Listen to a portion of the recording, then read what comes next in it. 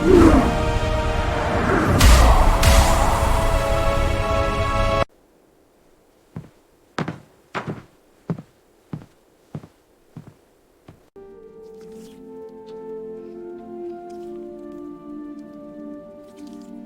frost did not just settle over the timberline, it hunted. It crawled down the jagged, unforgiving slopes of the northern ridges and pressed against the walls of the solitary cabin like a living thing trying to find a way in. Silas smelled it before he felt the bite on his skin. It was the sharp metallic scent of ozone mixed with the bitter tang of burning pine pitch and frozen earth. He stood on the porch in the gray, lifeless light of a winter dawn. He was 34, but his bones often argued they had seen a century. He pulled his heavy wool coat tighter around his neck. His breath plumed into the freezing air, a temporary ghost that vanished as quickly as it formed. He looked down at his left hand. The thick, angry webs of burn scars stretched across his knuckles and trailed up his forearm, disappearing beneath his flannel sleeve. The hand was trembling. It always trembled when the cold sank deep enough, a physical echo of a memory he had spent 10 years trying to outrun. He clenched his fist hard, burying it in his coat pocket, and stepped off the porch. The snow crunched like broken glass beneath his heavy leather boots. His destination was the raised wooden beds of his herb garden, a desperate attempt to keep a few medicinal roots alive before the deep freeze locked the soil entirely. But as he rounded the corner of the woodpile, his routine shattered. There was a disruption in the snow, a shadow where there should only be white. At first, Silas thought a wolf had dragged a carcass against his fence line. It was a mound of gray-green rags, dusted with frost, perfectly still. He reached down to his belt, his scarred hand instinctively closing around the handle of his skinning knife. He moved closer, his steps silent, his eyes scanning the tree line for predators. Then the bundle moved. Silas stopped. He dropped to one knee. It was not an animal, it was a child. She was tiny, curled into a tight, miserable ball of self-preservation. Her skin was a sickly ashen green, the color of a leaf starved of sunlight. Tiny, blunt tusks barely protruded from her lower lip. An orc child, 7 years old, maybe 8. She was clutching a stripped piece of pine bark in her freezing, dirt-caked hands. There were fresh, desperate tooth marks in the wood. She had been trying to eat the tree itself just to put something inside her empty stomach. Silas did not move. For a fraction of a second, the wind howling through the pines faded, replaced by the roar of a roaring house fire. He smelled the smoke. He heard the screaming of his younger brother. He felt the paralyzing, crushing weight of his own hesitation. 3 seconds. 10 years ago, he had hesitated for 3 seconds before kicking the burning door down. 3 seconds of fear. 3 seconds that cost him everything. His scarred left hand began to shake violently. Not this time. Silas shoved the ghost back into the dark corner of his mind. He sheathed his knife and reached out. When his shadow fell over the child, her eyes slowly fluttered open. They were dark, hollow, and utterly devoid of hope. She did not scream. She did not try to crawl away. She looked at the towering human man kneeling over her with the flat, dead calm of a creature that had already accepted the grave. "I'm going to pick you up," Nita said. His voice was a low, gravelly rasp ruined by years of smoke inhalation and disuse. The child Roka did not blink. Silas slid his arms under her. She weighed nothing. It was wrong. A child should have weight, a center of gravity, a density of life. Carrying her felt like picking up a bundle of hollow, dry reeds. The wrongness of it twisted something deep inside his chest, a tight, painful knot that made his jaw clench until his teeth ached. He stood shielding her frail body from the biting wind with his own bulk and kicked the cabin door open. The inside of the cabin was a stark contrast to the brutal world outside. It smelled of dried sage, split cedar, and old iron. The cast iron wood stove in the center of the room radiated a steady saving heat. Silas moved with deliberate, practiced efficiency. He laid the child on his own bed, pulling the heavy bear pelt blanket up to her chin. She lay perfectly still, her dark eyes tracking his every movement with a hollow intensity. He went to the stove. He threw in 2 logs of seasoned oak and grabbed a small iron pot. Water, ground oats, a pinch of salt, a spoonful of precious dark molasses. He stirred the mixture mechanically. His left hand was shaking so badly the wooden spoon rattled against the iron pot. Silas slammed his left hand flat against the heavy oak table. He leaned his weight into it, knuckles turning white, pressing the scars into the wood until the pain overrode the tremor. He breathed in through his nose, out through his mouth. Control. He needed control. When the oatmeal was ready, he poured it into a wooden bowl and carried it to the bed. He sat on the edge of the mattress. Roka looked at the steam rising from the bowl. A faint, involuntary shudder rippled through her small frame. Silas scooped a small amount onto the wooden spoon. He blew on it, carefully cooling it. He held it out. Slow, Silas commanded gently. Your body has forgotten what to do with this. Slow, or you'll lose it. Roka did not need to be told twice. She leaned forward. Her lips parted, and she took the oatmeal. She swallowed it with a heavy, agonizing gulp. Silas watched her throat work. He scooped another spoonful. She ate with a terrifying mechanical focus. There was no joy in the food, only the desperate, calculated consumption of fuel. For 3 days, this was their entire world. The blizzard locked them inside. The snow piled up against the windows, sealing out the light, leaving them in a perpetual fire-lit twilight. Silas did not speak much. He was a man who had long ago run out of words. Roka did not speak at all. She slept. She woke, she ate the meager, carefully measured portions Silas provided, and she watched him. Silas found himself calculating his stores. The root cellar was designed to keep one man alive through the brutal northern winter. The addition of a starving child changed the math. He would have to cut his own rations. He would have to hunt sooner than he planned, venturing out into the deep freeze. He did not care. He chopped more wood. He boiled more water. He kept the fire roaring. The crushing silence of the cabin remained, but the profound, echoing emptiness of it had shifted. On the night of the third day, the world came knocking. It happened 3 hours past midnight. Silas was sleeping lightly in the rocking chair by the stove, an old Winchester rifle resting across his lap. Roka was asleep in the bed, breathing deeply for the first time. The knock was not a request. It was a declaration of war against the timber of his door. Bang! Bang! Bang! The heavy oak door rattled on its forged iron hinges. Dust fell from the ceiling beams. Silas was awake instantly. The Winchester was at his shoulder before his eyes had fully adjusted to the dark. He stood. His thumb rested lightly on the hammer. He glanced at the bed. Roka was sitting bolt upright, the bear pelt pulled up to her eyes. She was terrified, but she made no sound. Silas stepped softly to the door. He did not ask who it was. Out here you didn't ask. You prepared. He unlatched the heavy iron deadbolt with his scarred hand gripping the doorknob and pulled it inward, keeping the rifle leveled at chest height. The wind screamed into the cabin, bringing a swirling cloud of snow in the bitter cold. 3 figures stood on his porch. They blotted out the night skyttum. They were orcs, female, warriors, and they were massive. Silas was a tall man, broad-shouldered, from a lifetime of swinging an axe, but the woman standing in the center dwarfed him. She stood well over 6.5 feet tall. She wore battered blackened plate armor over thick layers of wolf fur. Her skin was a deep, rugged green, weathered by 1,000 storms. A jagged, pale scar slashed diagonally across her face, cutting through her left eyebrow and down across the bridge of her nose. Her eyes were the color of hammered gold, cold and piercing. To her left stood another warrior, Torga. She was built like a moving mountain, her arms thick as tree trunks, carrying a massive 2-handed war hammer resting lazily on her shoulder. To the right was Nyx Leaner, coiled like a predatory cat, a longbow slung across her back, her hand resting casually near a quiver of black-fletched arrows.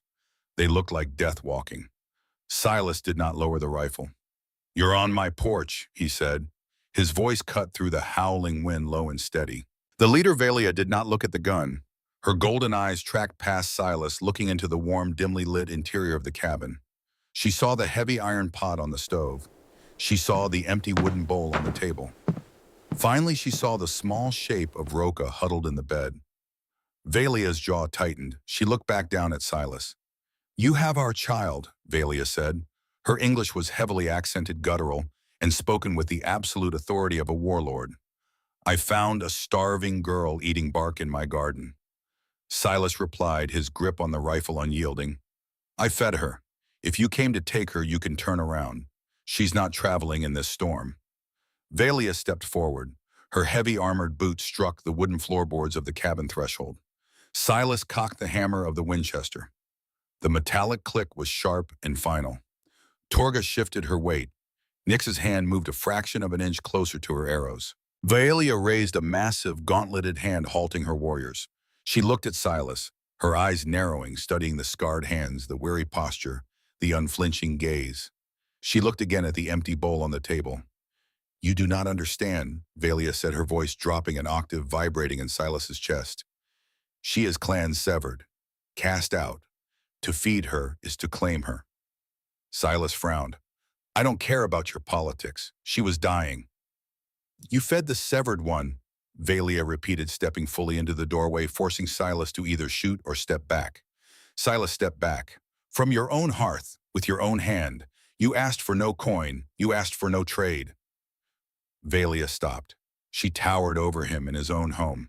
The smell of cold, iron-wet fur and old blood rolled off her. She looked down at him, her scarred face an unreadable mask of hardened stone. "You opened the life debt," Valia declared.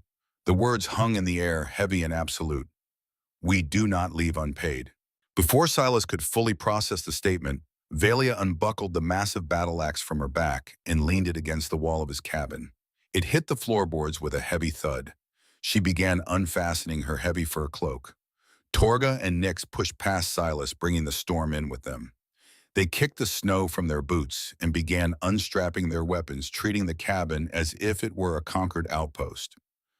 "What the hell are you doing?" Silas demanded, finally lowering the rifle. "We are staying," Valia said simply. She dropped her cloak onto a chair.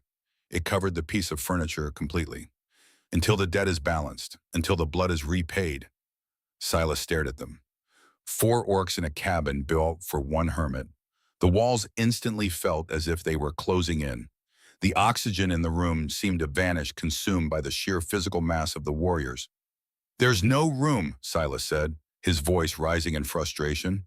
"There's no food for 4 adults. I don't want your debt. Take her and go when the storm breaks." Valia turned her golden eyes on him. The look was not angry. It was something far heavier. It was the look of a leader who had made a decision that the universe itself could not alter. "The debt is not yours to refuse, human," she said quietly. "We stay." Silas looked at Vaelia. He looked at the massive Torga, who was already inspecting the structural integrity of his roof beams. He looked at Nyx, who had found a dark corner and was watching the room with predatory stillness. Finally, he looked at Roka. The child was no longer hiding under the blanket. She was sitting up, watching the 3 warriors with wide, reverent eyes. Silas exhaled a long, ragged breath. He uncocked the rifle and set it against the wall. Arguing with a blizzard was a fool's errand.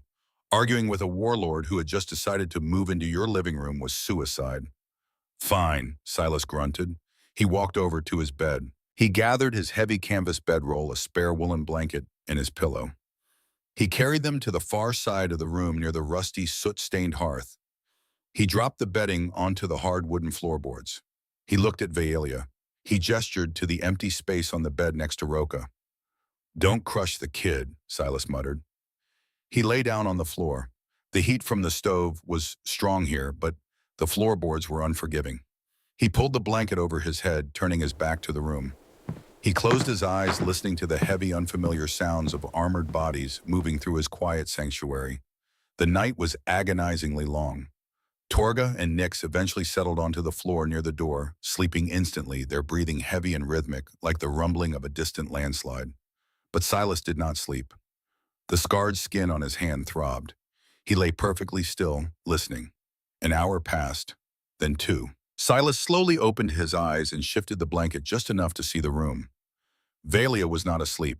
The giant warlord was sitting on the small wooden stool Silas usually used for whittling. The stool groaned under her weight.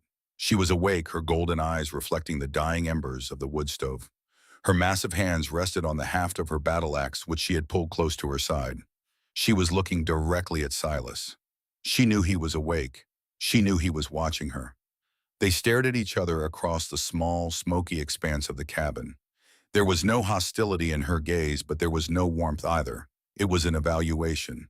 She was studying him, trying to decipher the puzzle of the scarred, broken human who had thrown himself between the cold and a forgotten child. Silas held her gaze. He did not blink. He did not look away. He let her see the fatigue in his eyes, the heavy, immovable weight of a man who had already lost everything that mattered and therefore had nothing left to fear. Outside, the wind screamed against the timber, threatening to tear the roof off. Inside, the fire popped and cracked. Neither of them spoke. Neither of them slept. They simply kept the watch, two scarred survivors sitting in the dark waiting for the long winter to begin. The storm broke on the morning of the fourth day, leaving behind a silence so absolute it rang in Silas's ears.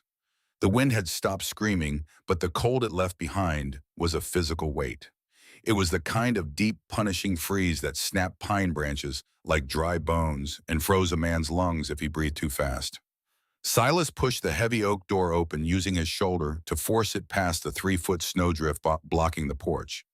The pale, watery sunlight offered no warmth, only a stark illumination of the devastation. He stepped out, his breath pluming in thick white clouds. He looked toward the south side of the cabin. His greenhouse was gone. The structure of scavenged glass and bent cedar framing had not just collapsed, it had been crushed. The sheer weight of the snowfall, driven by the gale-force winds, had shattered the glass and splintered the wood. Beneath that ruin lay his winter medicinal crop. The yarrow, the bitter root, the lungwort he had painstakingly cultivated to survive the coming months. All of it buried, all of it freezing to death in the frozen earth. Silas stood in the knee-deep snow, his hands hanging uselessly at his sides. The tremor in his scarred left hand started up again, a steady, maddening vibration. It was not just the loss of the herbs, it was the sudden, terrifying realization of vulnerability. He had a child to feed now.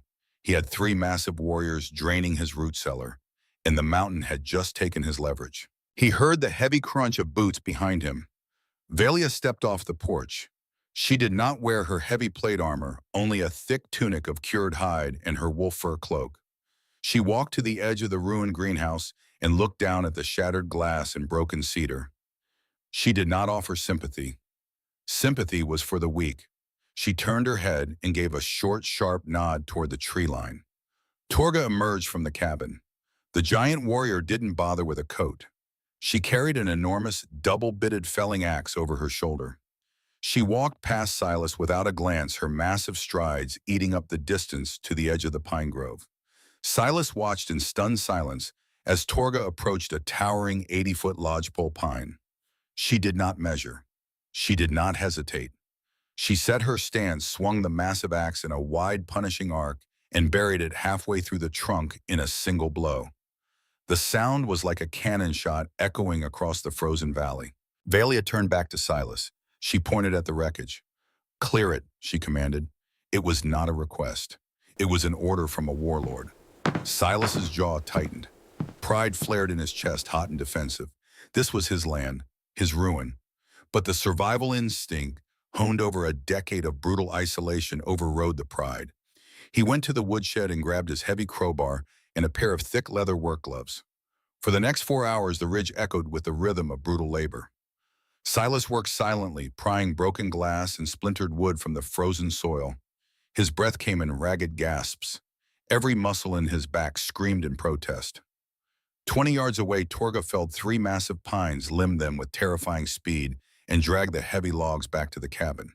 She moved timber that would have required a team of mules. Valia did not watch. She worked. As Torga dragged the logs in, Valia took Silas's draw knife and began stripping the bark. Her movements were brutally efficient. When the wood was stripped, she looked at Silas, then at the cleared foundation of the greenhouse. She picked up a heavy wooden mallet and a broad chisel from his tool bench. She did not ask for the blueprints. She looked at the foundation, looked at the angle of the winter sun, and began to notch the logs. Silas walked over, wiping sweat and sawdust from his forehead. He watched her measure a mortise and tenon joint by eye. She raised the mallet. Silas reached out and tapped the end of the log with his boot. "Angle's wrong," he rasped. "Snow will pool on the flat. Needs a steeper pitch, 30 degrees at least."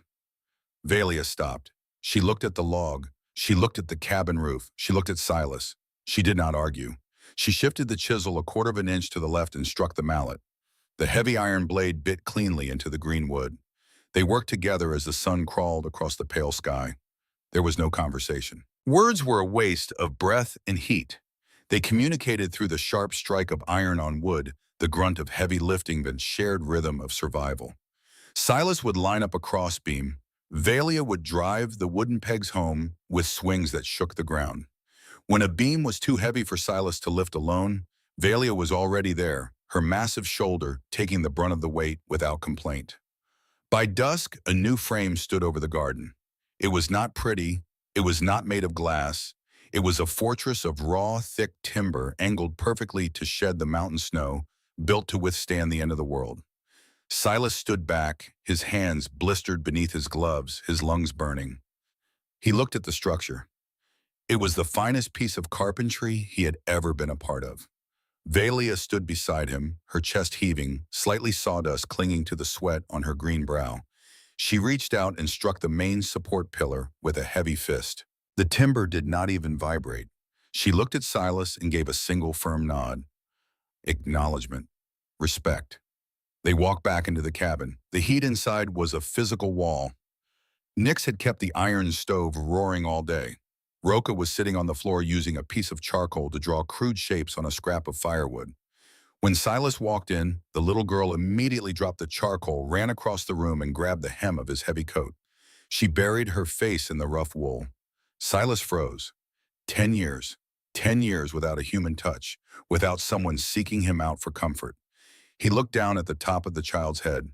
His scarred hand hovered awkwardly in the air for a long moment before he finally let it rest lightly, tentatively on her shoulder. The intimacy of the cramped cabin was beginning to take its toll. Survival was one thing, domesticity was another. By the end of the week, the food situation became critical. Torga and Nix had managed to snare a few lean winter rabbits, but it wasn't enough to fuel 3 massive orc warriors. Silas had to stretch the rations. That meant relying on the sacks of hard winter wheat he kept in the cellar. That meant baking. Silas was a carpenter. He was an herbalist. He was a survivor. He was not a baker. The kitchen corner of the cabin smelled of burning flour and frustration. Silas stood at the heavy wooden table, his forearm dusted white, kneading a massive mound of dough with a grim, punishing intensity.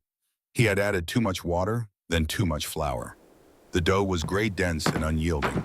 He shoved it into a cast-iron Dutch oven, slammed the heavy lid on top, and buried the pot in the glowing red coals of the hearth. 2 hours later, he pulled it out.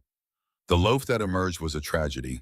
It was heavy as a lead anvil, pale on top and charred black on the bottom. When he tapped the top with the handle of his knife, it sounded like knocking on a petrified oak stump. Silas stared at it. The tremor in his left hand was back, vibrating with the sheer exhaustion of the week and the humiliating failure of this simple task. He was supposed to be the provider. He was supposed to keep them alive. Valia sat at the table sharpening a throwing knife with a whetstone. Torga was cleaning her massive hammer. Nix was resting in the shadows. Roka sat on a tall stool, her dark eyes fixed on the bread. Silas picked up his heavy hunting knife. He placed the blade against the center of the loaf and pushed down. The blade stopped. He leaned his weight into it. The knife slipped, screeching against the hard crust, narrowly missing his thumb. He cursed under his breath. He grabbed a wooden mallet, set the knife blade back on the bread, and hit the back of the knife with the mallet. Crack! The loaf split into uneven, dense chunks. Silas wordlessly slid a chunk across the table to Valia, tossed one to Torga, and handed a small, slightly less charred piece to Roka. He took a piece for himself and sat down. The cabin was silent, save for the crackle of the fire. Roka picked up her piece. She looked at it with the solemn, pragmatic respect of a child who had recently eaten tree bark. She opened her mouth, bit down, and began to chew. And chew, and chew. Her small jaw worked with terrifying determination. Torga picked up her massive chunk. She sniffed it, once grunted, and threw it into her mouth. She bit down hard. There was a loud, sharp snap. Torga stopped chewing. She blinked her golden eyes. She reached a thick, calloused finger into her mouth and pulled out a small white fragment. She had chipped her lower tusk. Torga stared at the piece of bone in her hand. She looked at the rock-hard bread on the table. She looked at Silas. Silas stopped breathing.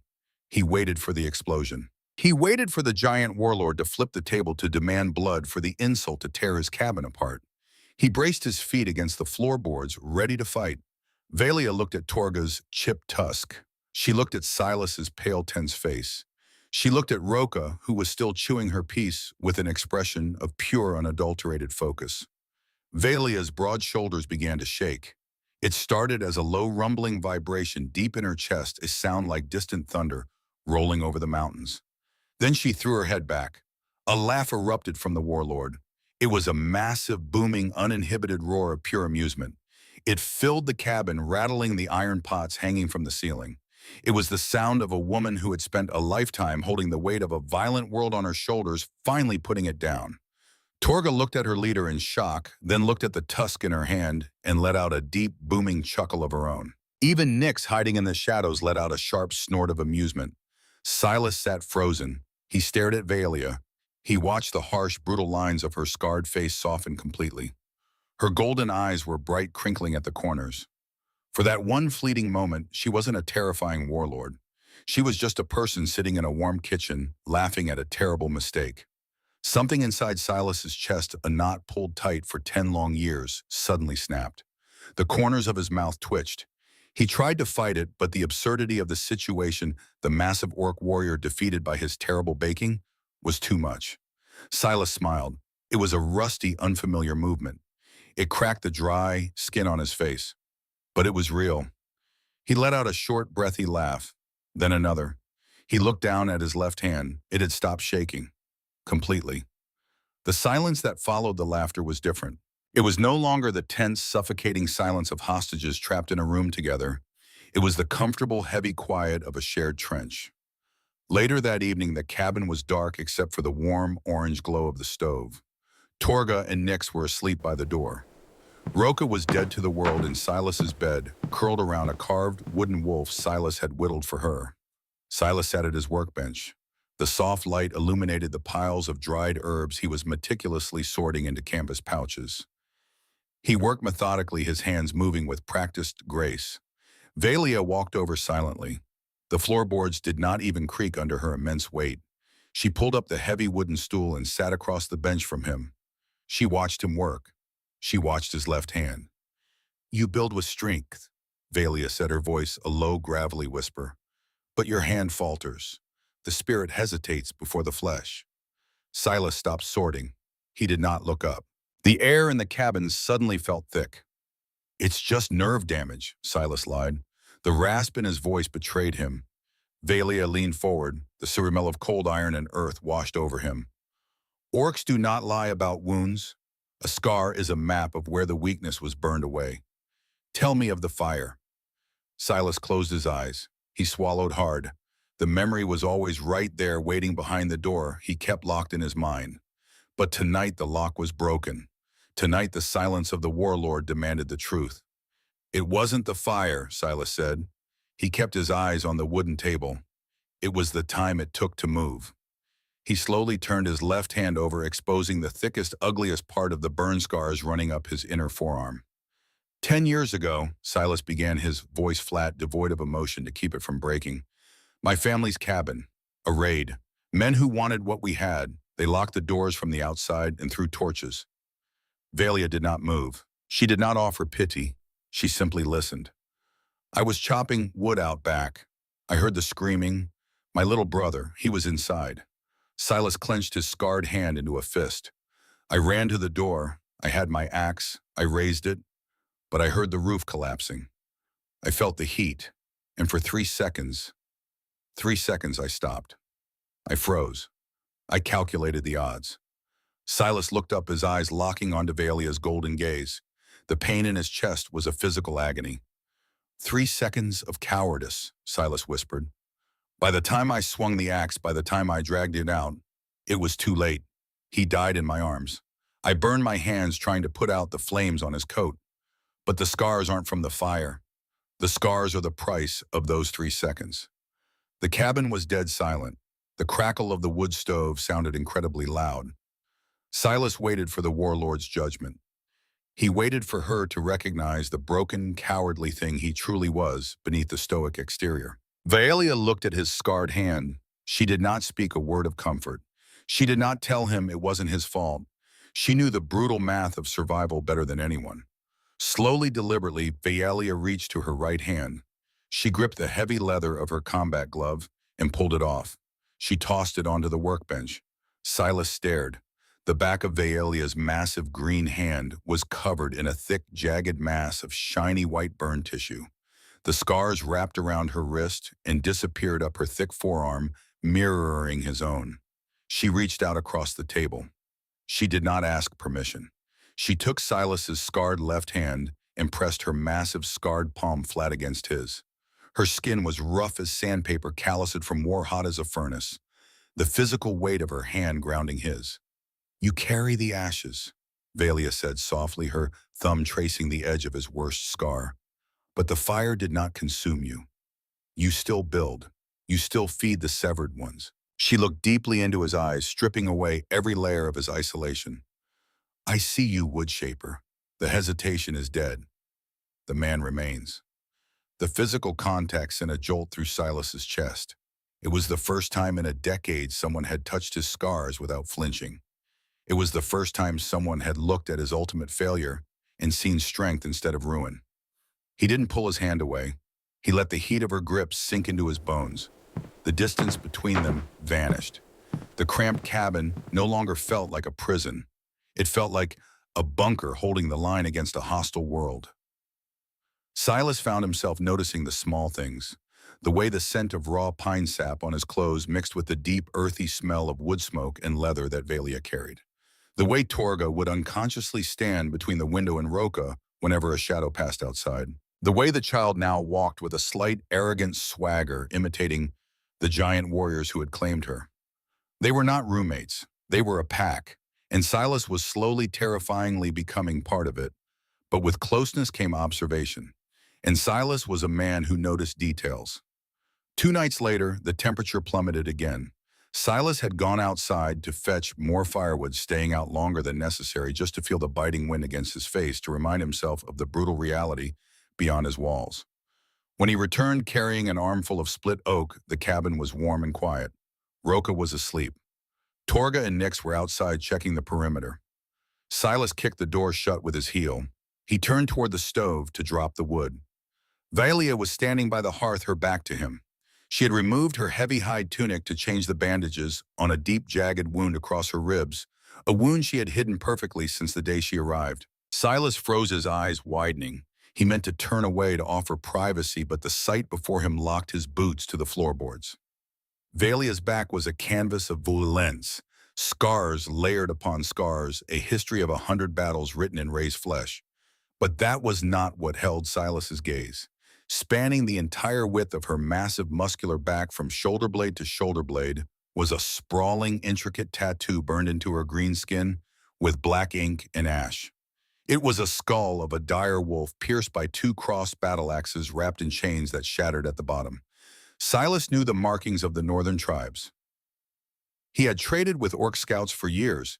He knew the symbols of hunters, of shamans, of foot soldiers. The shattered chain and the crossed axes was not a clan symbol. It was the mark of the sovereign.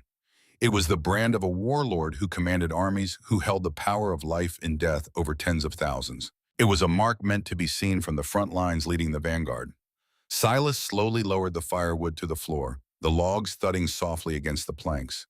Valia stiffened. She pulled her tunic up swiftly, covering her back, and turned to face him. Her golden eyes were suddenly hard, defensive, dangerous. The vulnerable woman who had laughed at his bread and touched his scars was gone, replaced instantly by the apex predator. Silas stood up straight. He looked at her, truly looking at her for the first time. The way Torga and Nix never spoke before she did. The way she assumed absolute command of his home without a second thought. The way she had looked at a starving, clan-severed child and risked everything to enforce a life debt. She wasn't just a warrior running from a skirmish. She was a queen who had thrown away her crown. "Who is hunting you?" Silas asked, his voice a low, raspy whisper that barely carried over the crackle of the fire. Valia stared at him. The silence stretched thick and heavy with sudden impending violence. She reached out her massive hand, closing slowly around the haft of her battle axe resting against the wall. "Everyone," she said.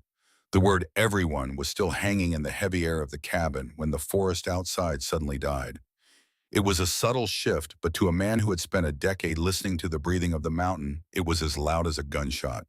The wind stopped howling through the pine needles. The distant, lonely calls of the winter owls ceased. Even the timber of the cabin seemed to hold its breath. Silas slowly turned his head toward the frost-choked window. He didn't ask questions. He didn't panic. His scarred left hand reached down and quietly lifted his heavy Winchester rifle from where it leaned against the wall. Valia did not move, but her golden eyes narrowed into slits. The relaxed domestic warmth that had briefly softened her brutal features vanished entirely. She was the warlord again.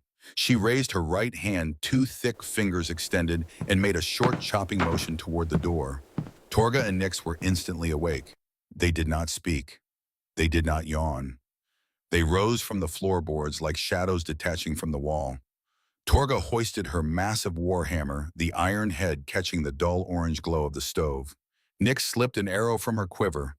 Her movement so fluid and silent she seemed made of smoke. Then came the sound. It was not the sound of an army marching. It was the sound of the hunt, the deep guttural sniffing of massive lungs pulling in the frozen air, the heavy pad of oversized paws crunching through the crusted snow.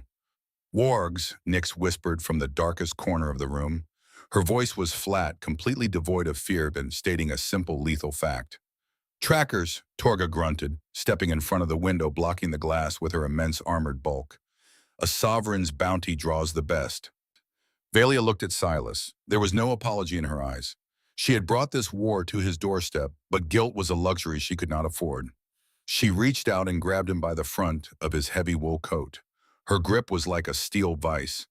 With a single effortless pull, she dragged the 34-year-old woodsman across the room toward the trapdoor of the root cellar. "Open it," she commanded. Silas planted his boots. "They're in my yard. They are 50 of the Bloodaxe clan's most brutal killers," Valia snarled, her voice dropping to a terrifying, vibrating whisper. "They want the warlord's head to claim the throne. They want the severed child dead to erase the bloodline. If they see you human, they will not just kill you. They will take 3 days to do it." She shoved him toward the heavy iron ring of the trapdoor. "Get in the dark. Keep the child quiet. Do not come out until the blood freezes." Roka was standing by the bed, clutching the carved wooden wolf Silas had made for her. Her large eyes were wide with terror, but she did not cry. She knew this routine. She had lived her short, brutal life running from this exact moment. Silas looked at the child. He looked at his Winchester. It held 6 rounds. Against 50 armored orcs and their war beasts, it was a broomstick. He bent down, gripped the iron ring, and hauled the heavy oak door open. The smell of damp earth, stored potatoes, and dried roots drifted up. He picked Roka up with his right arm, holding her tight against his chest, and lowered himself down the wooden ladder into the pitch-black cellar. Before his head cleared the floorboards, he looked up at Valia. She had already turned her back to him, lifting her massive battle axe with both hands. She looked like a monument to war standing between his fragile world and the violence outside. "Valia," Silas rasped. She paused, looking over her armored shoulder. "Don't die in my living room," Silas said. A grim, terrifying smile flashed across the warlord's scarred face. "I am the sovereign," she said quietly. "I die where I choose." She kicked the trapdoor shut. The darkness was absolute. Silas stood at the bottom of the ladder, holding Roka against his chest. He could feel the child's heart hammering against his ribs like a trapped bird. He reached out with his scarred left hand and found the rough dirt wall of the cellar grounding himself. Above them, the cabin exploded into chaos. The heavy front door did not open. It shattered inward, exploding into hundreds of jagged, wooden shrapnel pieces. A massive, deafening roar shook the dust from the ceiling joists. It was the sound of a warg, a dire wolf the size of a draft horse lunging into the room. The beast's roar was instantly cut short by the sickening wet crunch of Torga's warhammer caving in its skull. Then the orcs poured in. Silas stood in the suffocating dark, listening to the destruction of his sanctuary. He heard the heavy clang of iron striking iron. He heard the deep guttural war cries of the bounty hunters. He heard the singing twang of Nyx's bowstring, followed by the wet thud of arrows finding meat. But mostly he heard Valia. Her battle axe was a tempest of sound. It whistled through the air, carving through armor, bone, and wood with equal devastating prejudice. She fought like a natural disaster, a force of pure, uncompromising violence. The floorboards above Silas groaned and bowed under the immense weight of the combatants. Blood began to drip through the cracks in the wood landing with soft, wet taps onto the dirt floor of the cellar. Silas pressed Roca tighter against his shoulder. He covered her ears with his good hand. He closed his eyes. Then the smell hit him. It started faint, a sharp, acrid tang cutting through the smell of damp earth and fresh blood. It was the smell of pine-pitch sulfur and burning rag. The hunters were losing the close-quarters fight against the warlord. They were changing tactics. Silas's eyes snapped open in the dark.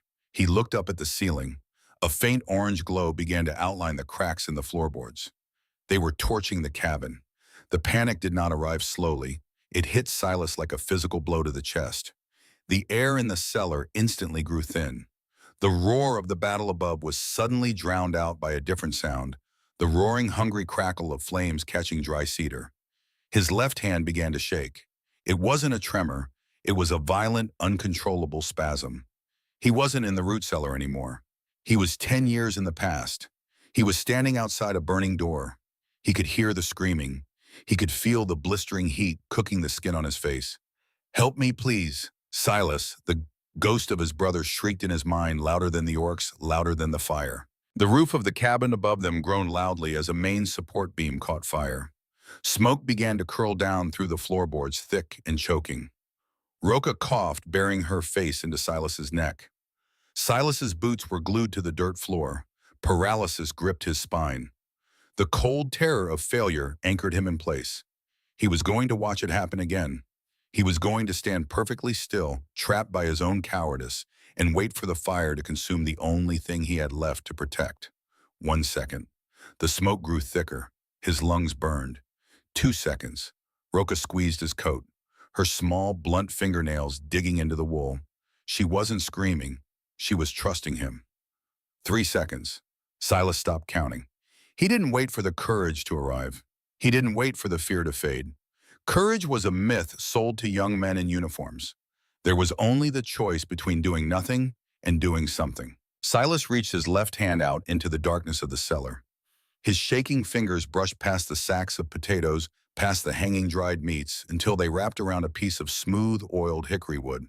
It was his splitting maul, 30 pounds of solid forged steel attached to a 4-foot handle of unbreakable wood.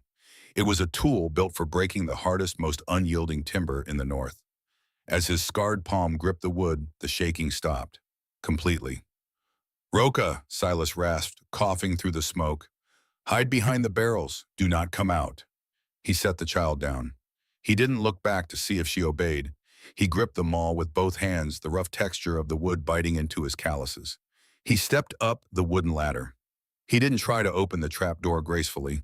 He planted his heavy leather boots on the rungs, braced his shoulders against the heavy oak door, and drove upward with the entire strength of his legs and back. The trap door exploded upward, tearing the iron hinges completely out of the floorboards.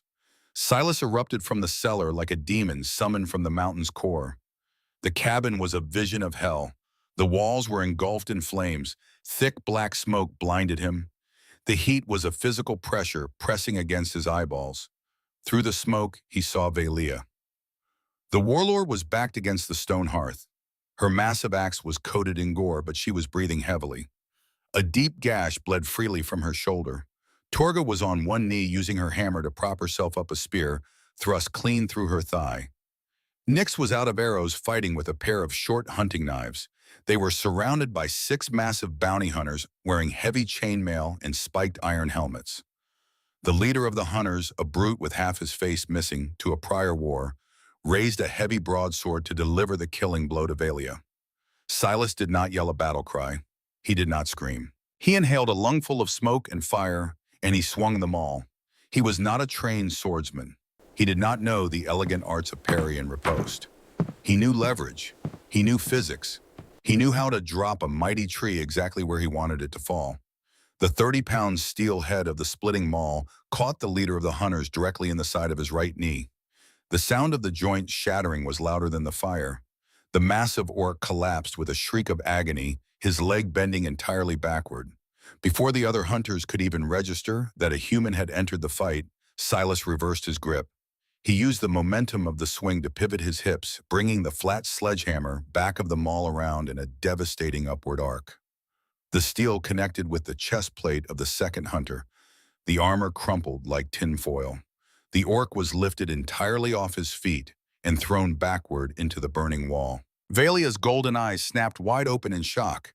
She stared at the lean, scarred carpenter, standing amidst the flames wielding a woodcutter's tool with the devastating, calculated brutality of an executioner. Her shock lasted a fraction of a second. Then a massive, terrifying grin split her bloody face. "The wood shaper wakes!"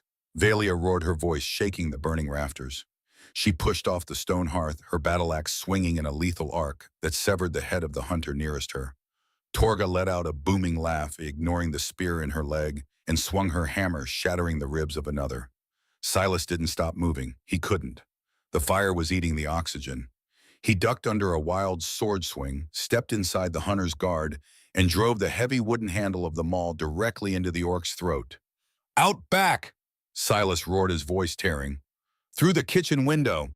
He swung the maul against the frame of the rear window, shattering the wood and the glass, opening a massive hole into the freezing night. "Go," he ordered. Nyx went first, diving through the opening. Torga did not follow immediately. The giant warrior limped heavily toward the shattered floorboards where the trap door used to be. She reached down into the smoking cellar with one massive arm, grabbed Roka by the back of her coat, and hauled the child up, tucking her safely under her arm. Then Torga threw herself through the window. Valia grabbed Silas by the collar and practically threw him out into the snow, diving out right behind him. Just as the main roof beam of the cabin finally collapsed in a shower of sparks and ash, they hit the freezing snow. The cold shock was blinding. But the fight wasn't over. There were at least 20 hunters left outside waiting in the tree line. They saw the fugitives burst from the burning cabin and charged, howling for blood. Valia stepped in front of Silas, raising her axe. She was ready to make her final stand in the snow. Silas reached out and grabbed her arm. "No," Silas breathed, his lungs burning, his hands slick with his own blood. "My woods, my rules." He looked at the tree line. He had spent 10 years walking these woods. He knew every root, every shadow, every drop. And he had spent 10 years making sure he was never caught off guard. Silas reached toward the base of an old, massive pine tree nearest the yard. He kicked away a pile of snow, revealing a heavy iron lever bolted directly into the trunk, attached to a thick, braided steel cable running deep into the woods. He grabbed the freezing iron with his scarred hand and pulled it down with all his weight. Deep in the woods, a series of heavy metallic clanks echoed through the trees as the master tension line snapped. Silas had rigged the entire perimeter of his property. It wasn't magic. It was tension, wire, heavy iron, and gravity. The charging hunters hit the tree line. Suddenly, the ground beneath them erupted. Massive spiked logs, deadfalls Silas had suspended in the canopy, swung down with terrifying speed, smashing into the vanguard of the orcs. Bear traps the size of wagon wheels snapped shut on armored legs, the iron teeth biting through chainmail and bone. Snares made of high-tension braided steel wire whipped tight around throats and torsos, hoisting massive warriors into the air, leaving them dangling and suffocating in the dark pines. The charge was broken instantly. The hunters were thrown into absolute panic. They were fighting an enemy they couldn't see, an enemy the forest itself seemed to be protecting. "Now!" Silas rasped, gripping his maul. Valia didn't hesitate. She charged into the chaos, a ghost of vengeance moving through the snow. She hunted the trapped, panicked survivors, her axe falling with ruthless precision. Nyx fired from the shadows, every arrow finding an eye or a throat. Torga stood her ground, crushing anyone foolish enough to retreat in her direction. Silas walked into the trees. He didn't run. He walked with the heavy, methodical step of a man doing a grim job. A hunter burst from the underbrush, his sword raised, aiming for the human's neck. Silas sidestepped the clumsy, panicked swing. He didn't even flinch. He brought the maul down on the orc's shoulder, driving him to the snow. Within 10 minutes, the woods were dead quiet again. The only sound was the crackling of the burning cabin, painting the snow in harsh, flickering orange light. Silas stood leaning heavily on the handle of his maul. His breath came in ragged, painful gasps. His left arm was numb. He looked down at his chest. There was a deep bleeding gash across his ribs, where a stray blade had found him in the smoke. He didn't care. The pain meant he was alive. Valia walked out of the shadows. She was covered head to toe in black orc blood. She looked like a nightmare. She walked up to Silas and stopped. She looked at the bleeding wound on his chest. She looked at the blood on his maul. Finally, she looked into his eyes. The sovereign of the Blood Axe clan raised her massive scarred right hand, curled it into a fist, and pressed it hard against her own chest over her heart. It was the deepest gesture of respect her people possessed. "You are a terrifying creature, Woodshaper," Valia said, her voice filled with a profound, solemn reverence. Silas let out a dry, hacking cough that tasted of smoke and copper. "I'm just a carpenter." "You are a liar," she replied softly. Torga emerged from the shadows of the tree line, carrying Roka safely against her chest. The child was covered in soot but unharmed. When she saw Silas, she wiggled out of Torga's massive arms, ran through the snow, and buried her face into Silas's good leg, wrapping her tiny arms around his knee. Silas dropped the maul. He knelt down in the blood-stained snow and wrapped his arms around the child. He buried his face in her dark hair. He closed his eyes, and for the first time in 10 years, a single hot tear cut a track through the soot on his face.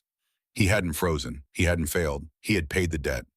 Silas stood up, holding Roka against his hip. He turned to look at his cabin. The roof had caved in entirely. The walls were collapsing inward. 10 years of his life. The bed he built, the tools he carefully collected, the greenhouse he had labored over. It was all turning to ash. Nyx stepped out of the shadows, her bow lowered. "They are dead, but they were only the vanguard. The tracking hounds will smell this smoke for 50 miles. The main army will be here in 3 days." Valia looked at the burning ruins. Her expression was heavy with the weight of leadership. She turned to Silas. "I have destroyed your sanctuary," she said quietly. "I will lead them away. I will take Torga and Nyx and go south. You must take the child and go north, into the deep ice. They will not look for a human there." Silas stared at the fire. He felt the heat on his face. He looked at the greenhouse, the sturdy wooden frame Valia had helped him build just days ago, now catching fire from the falling embers. He thought about the silence of the last 10 years. He thought about the agonizing, hollow emptiness of waking up every morning with nothing to protect, nothing to build, for nothing to lose. He looked at Valia. He saw the warlord who had given up her throne to save a child. He saw the woman who had laughed at his terrible bread. He saw the warrior who had touched his scars and told him he was still a man. Silas walked over to the edge of the burning porch. He reached into the flames and pulled out a burning piece of cedar wood. He walked over to his ruined but unburned greenhouse. "What are you doing?" Torga asked, her deep voice confused. Silas didn't answer. He threw the burning brand directly into the center of his dried herb stores. The brittle, dry plants caught instantly, sending a massive pillar of bright, fragrant fire into the night sky. He walked back to the wood pile, grabbed an axe, and began smashing the barrels of lamp oil he kept stored on the side of the house, letting the highly flammable liquid soak into the snow and the remaining wood. The fire roared higher, a beacon that could be seen for miles. Valia stepped toward him, grabbing his arm. "Are you mad you are showing them exactly where we are?" Silas looked up at her. The firelight danced in his eyes. There was no fear in him, only an absolute, unbreakable resolve. "They already know where we are," Silas said, his voice steady and hard. "Let them find ash. Let them find a grave. Let them think the sovereign and the child burned in the fire." He looked around at the destroyed yard, at the only home he had known. "It's just wood," Silas said quietly. "It's just dirt. It's not a home." He turned his back on the fire. He looked at Valia, at Torga, at Nyx, and finally down at Roka, holding his hand. "A home is the people you choose to bleed for," Silas said. He tightened his grip on Roka's hand. He looked directly into Valia's golden eyes. "We go north, together. I know a valley beyond the Black Ridge, a place the orcs don't map. We leave tonight." Valia stared at him. The mighty warlord, the sovereign of the Blood Axe, looked at the shard human carpenter, and for the first time in her life, she stepped back and yielded command. She gave a slow, deep nod. "Lead the way, Woodshaper." They loaded what little they could salvage onto Silas's heavy hand-drawn sled. A few blankets, the iron pots, the remaining grain. Silas harnessed himself to the front ropes. Valia took the rear. Torga and Nyx flanked them. Roka sat in the center of the sled, wrapped in the great bear pelt. They walked away from the fire, stepping into the biting, freezing wind of the deep mountain pass. They did not look back.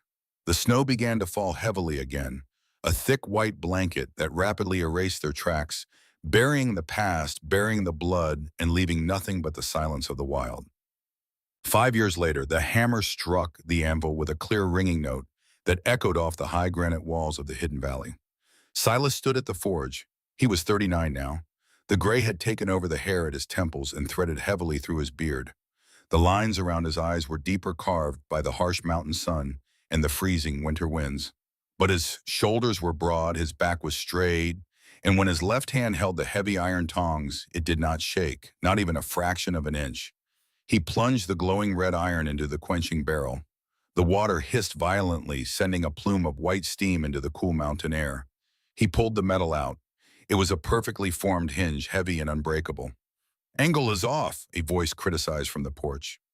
Silas wiped the sweat from his forehead with his forearm and turned around.